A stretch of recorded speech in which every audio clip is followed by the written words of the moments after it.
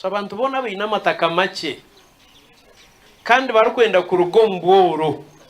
n'ikirunye ngo bahinge umwa. Ibi bigambiriwe Kabarebe nabo rukora n'ekitongore cya Naro National Agricultural Research Organization aha mukoro gwo kushemesa abahingi muri Cyakategere Sanga Sub County Kiruhura District. Guri suppose kuba guri intercropped with bananas or else watching a space gutani nkoko kwamaze gwakuzire you can put beans bina nutrients ni byamba mwani okuraji mwanyitegereza. So coffee berries nereta kushanga oli yasingira omwani nimwe harimo umuhogo nimwe harimo bitakuri nimwe harimo mutumba nimwe harimo nanka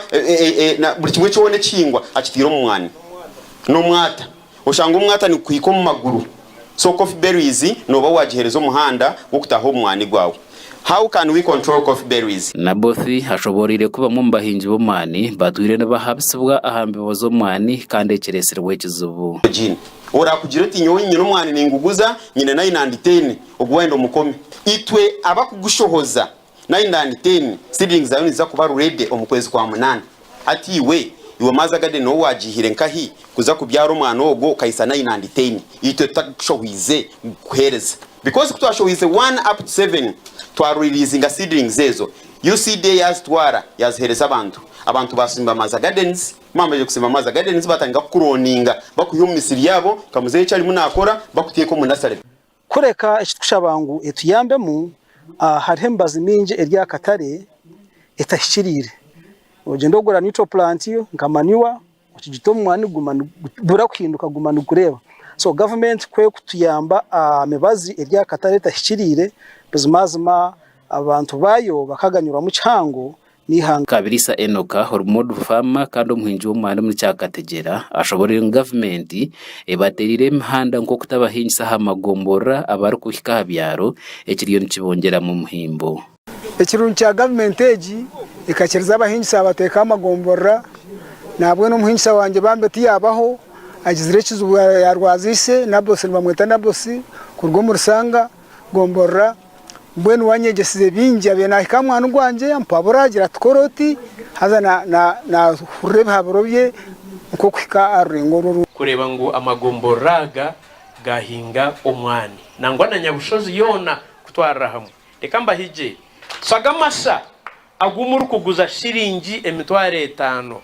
bakagihaha bakagatwara nyihanga bakigashita nyihanga bakagaguza entumo mwachimanyireke icyo mukireke Pahura nangwa n'ubu ugahereza neighbor Cyarikunda Aren horukura abahingi Bacura district ayegekiriro rubanja abantu batari kwejumbiro mishomo ya government ngwano bakurete imbandama ombyo buhingisa. Fine haro extension workers abatari active ningasha batafai kandi abantu nabwe ntwaye torchiko rwafashe moto dana peru kubaho tekushana norchiko kubaye to muhingisa habwenzi dana peru kwijaha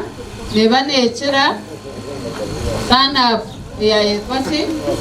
wakorkarche. Honorable Wilson Karenge horyo munyishengero wa Nyabushozi ashabira bari kushemesa kugumana batware mishomeje habyaro tutari kugumana bashomesizo mu office ari kugira ngo iki ntiza kuyamba abantu baburijo okujejomberamo ahabo kuba umushomo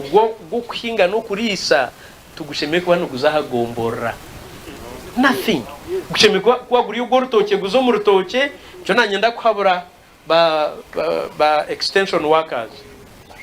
abantu kubarabe batizere mu rukiko rw'ubetirimo iwe gendo ronde mu umurka gumwe champions abo twakweta champions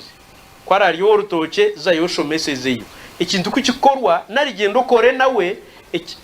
barebe cyenkonka kandi rutoke rwinentani sono rwananka nibaza kwijaho no basho. Job Kato abwa Sky TV ya Genshonga.